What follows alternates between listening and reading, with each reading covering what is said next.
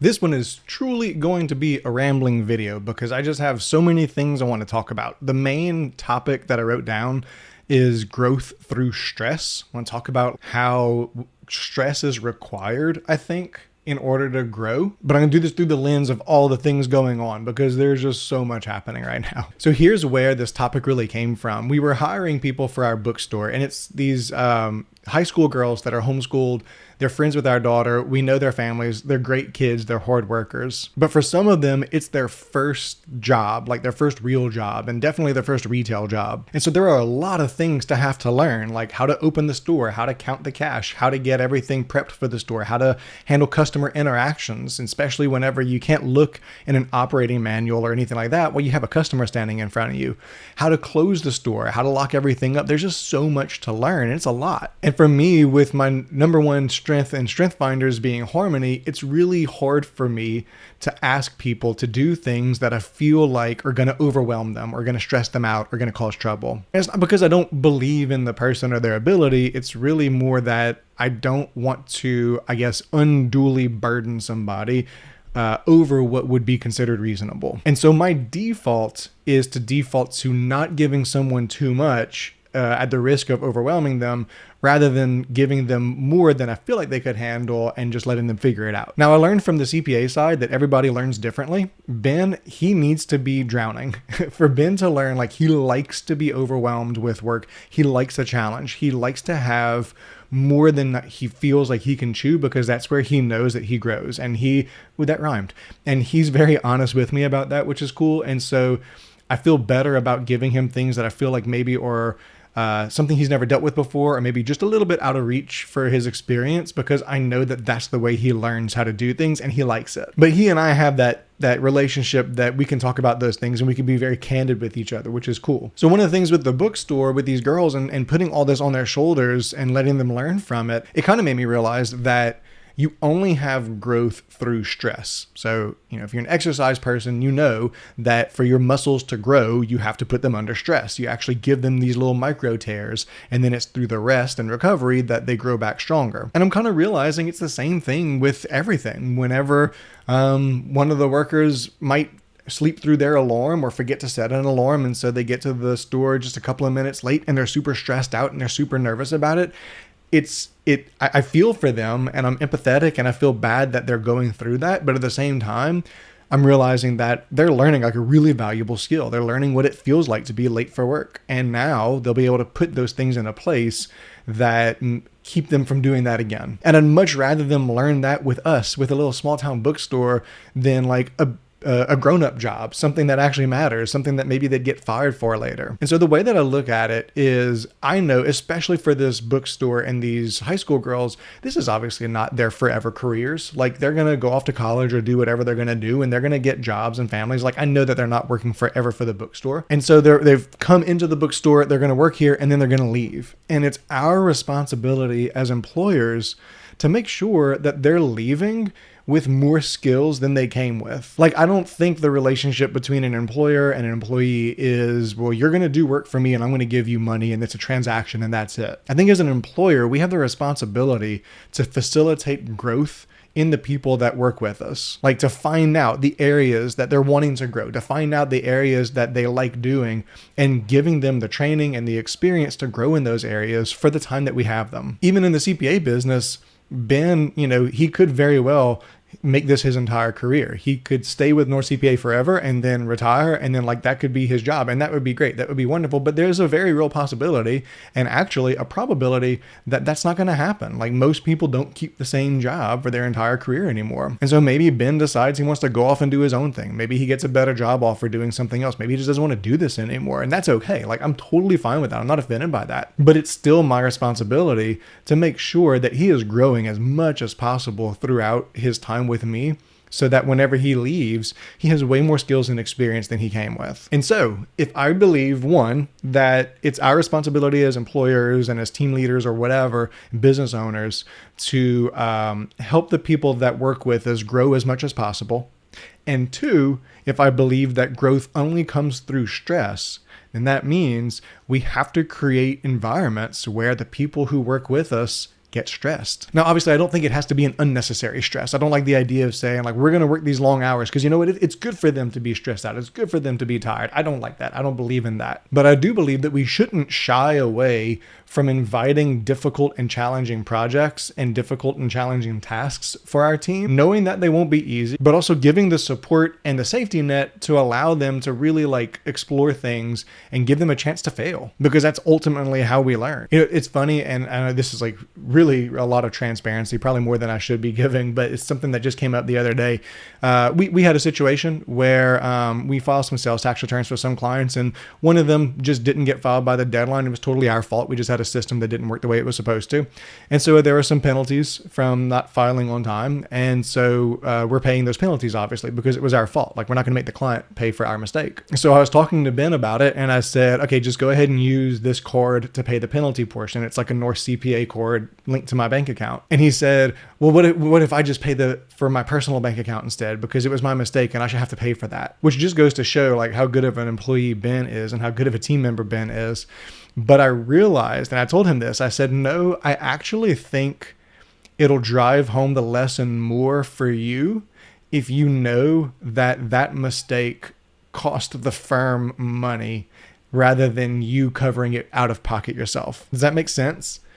There was a part of it that's like, you know what, the mistake is not Ben's mistake. The mistake is that there wasn't a system in place, obviously, to make sure that that didn't happen. That's not Ben's fault. That's my fault. That's the firm's fault. And so like ultimately the buck stops with me, and I should be on the hook for all those things. But also as an added benefit, I know Ben, and I know that he never wants to do anything for the detriment of the company or the detriment of our clients. And so for him, I know paying out of pocket from his own pocket was a way for him to feel better and like rectified about the mistake. And by having it be a North CPA expense instead of a Ben expense, I think it actually drives home the lesson even more for him. And I told him as much, and he laughed and he agreed. He's like, yeah, you're probably right. And so I'm okay with him having that little bit of stress and that little bit of like, I can't believe I did that, because I know that he's going to grow more from that than if I had said, yeah, man, pay for it out of pocket. I don't think that would actually have been as much stress for him. So I'm okay with causing that dissonance and causing that tension a little bit.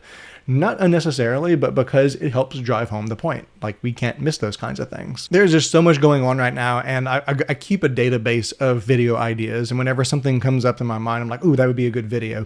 I just add it to this database, and then whenever I go to record a video, if I'm not sure what I'm going to talk about, I just scroll through that database to look for ideas. And what's funny is, whenever I came to record the video, I was like, man, I'm so stressed out. I just too much going on. I don't even know what I'm going to talk about. And then I see one of the ideas on here is growth through stress. I'm like, that's probably a good idea. Maybe I'll just do that one. So what's going on right now? What's causing so much stress for me? We have one of our boys broke his arm a few weeks ago. He finally got out of his cast this week. But now this week, we're also putting Jessica in a cast because she had to have surgery on her wrist. She had a fall a few months ago, tore some tendon or whatever, had to have surgery on it. They had some dressings around it, and now she's getting a cast on. But because she's had that dressing on her wrist for the last week, that means she can't drive. So I've had to be driver, bookstore operator, North CPA owner, caretaker, and all these other things. There's just so much going on, and I'm not complaining about it. There's just so many things that are being juggled right now, and I keep thinking like, oh yeah, we got to do this. Oh yeah, we have to do that. And it's like, it's just a lot, but I'm grateful for it because I'm growing, right? Like, I'm learning some sort of skills and experience through this whole thing. And I'm going to come out of the other side of this better than I came into it. That's the idea. And that's the goal. But another thing going on in the business, and this part's really vulnerable to talk about because it's very transparent, is we're renewing our engagements. Whenever we sign on a new client, especially for monthly work, if we're doing bookkeeping or consulting or anything like that, they're always a 12-month engagement. And what happens is at the end of that 12 months, it just keeps going. Like, it just basically month to month after that, it keeps billing the same amount. We keep doing the same services. But really what I should be doing is renewing those engagements and repricing it and saying, hey, this is the work we're actually doing now that we've seen it. And here's our new pricing. And here's what it's going to look like going forward. Well, because of the nature of tax season and everything else, a lot of those engagements end up ending in the summer. So right now it tends to be renewal season when I'm going through all the engagements. And the way that I do this is I look at the client and I look back at our time tracking for the previous 12 months, and we don't bill by the hour. We don't say like, oh, we worked 3 hours this month, and so you have to pay us this much money. Instead, like we give you a fixed price that you pay every single month, but we still track our time pretty diligently against every project and every client just to see for ourselves, like, are we doing what we're supposed to be doing, or things taking longer than we expected? And if they are taking longer than expected, is it because we are doing services that we actually never agreed to and it just kind of had that, we call that scope creep? Or were things more complex than they should have been? Or do we need some more internal efficiencies? Like, what's going on there? So we track that time, and then I look backwards at the end of the engagement and I see how much time was actually spent on this client. And if we had to bill hourly, what would that bill had looked like? And I compare that to what they're currently paying. And then whenever we do the renewal, we adjust as necessary. Now, usually those are modest adjustments. Some of the things are because like QuickBooks might increase their fees and we pay the QuickBooks subscription for some of our clients. Some things are just because like labor costs increase. And so like the amount that we get paid for that labor has to increase as well. And so some of them are just those regular annual adjustments that you would expect to see. But sometimes whenever I pick up a client, I just do a really bad job of estimating the cost. And so I'll give a price and we'll do the work for that year at that price because it's the price that I gave and it's the price that we agreed to. And then I'll look back and I'll realize, oh, wow, we're way undercharging for the work that we're actually doing. In some cases, there's ways that we can like rearrange or repackage the services to say like, hey, listen, let's not do this anymore. Let's do this. And that's going to reduce the cost, but then we have to increase the cost for this. And so you're around the same amount. And so we can kind of like absorb some of that price increase. But sometimes there's just no way. Like sometimes whenever we look at the numbers, we're actually losing money by providing the service at the price that we're providing it. And for me, that is a difficult conversation. That is a very difficult conversation to have. Like to have to tell a client like, hey, we underbilled you for the last 12 months and we're going to have to go up significantly on your price if you want the same amount of services.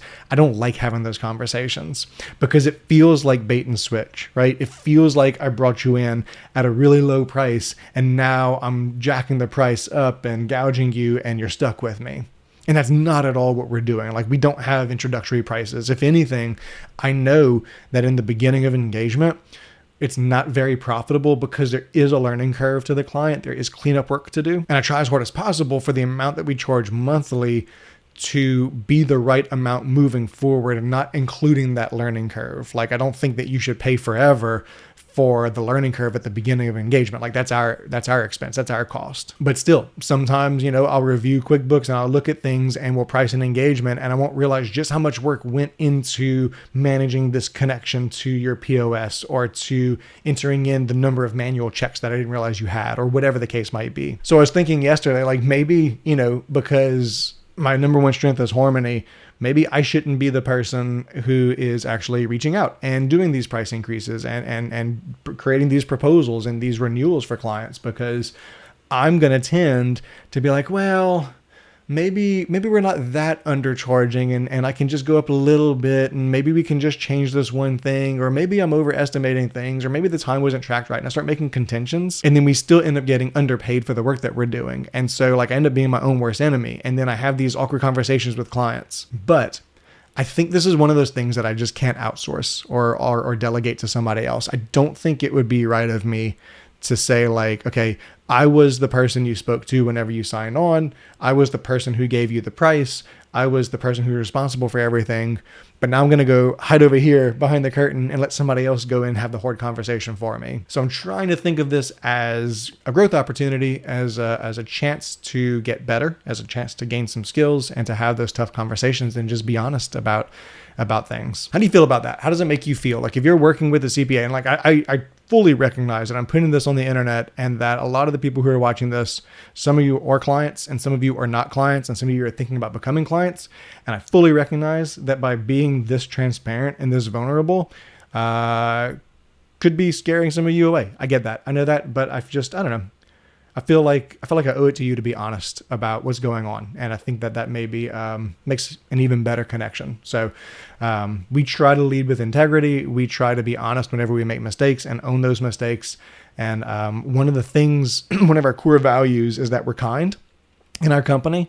and we define what that is. And kindness means being honest, even whenever it's hard to be honest. So I guess, I'm saying all this to say, if ever you decide to try and work with us, or if you are currently working with us and you're watching this video, I hope that what you take from this isn't like, gosh, Seth sucks. I hope instead what you take from this is like, okay, Seth's an honest guy and he's going to like own up to things and own up to mistakes, and we can trust him. So how does that make you feel? Am I totally like screwing this up? Should I delete this video? The other very random thought is, how's the format? What do you think? I like the idea of doing these 2 videos a week and having one of them more scripted, more educational, like, this week or the week that this video is being posted. We talked about, what was it? Oh, like the metrics you should be looking at and how often you should be looking at them. And then these videos being more rambling, more mindset. So first, do you still like that format, having like one teaching video and one just kind of like mindset rambling video? And 2, I call this money mindset, which is so cliche, right? Like everyone has money mindset. What should I call this? Because it's not always just about money. Some of it's business oriented. Some of it is just totally random thoughts that have nothing to do with money. And sometimes it's just been like personal and professional updates about me and the business. I feel like it's almost a vlog. I don't want to separate this out into a separate YouTube channel. I don't think that makes sense. But I don't know. I guess the question I'm really asking is, what should I name this thing? Like, or should there even be a name? Should you just know that like, hey, there's this playlist of ramblings and there's this playlist of education? I guess my question is, what should the playlist of ramblings be named? Right now, I think it's called Money Mindset. Before it was called Weekly Ramblings. But I'm not a word person. I'm a numbers person, and y'all are the words people. So in exchange for me being very transparent and vulnerable, I'm asking for your ideas on how this should be formatted, what the channel should look like, because it's for you, it's not for me. And then also just, I don't know, give me your thoughts in general about growth through stress.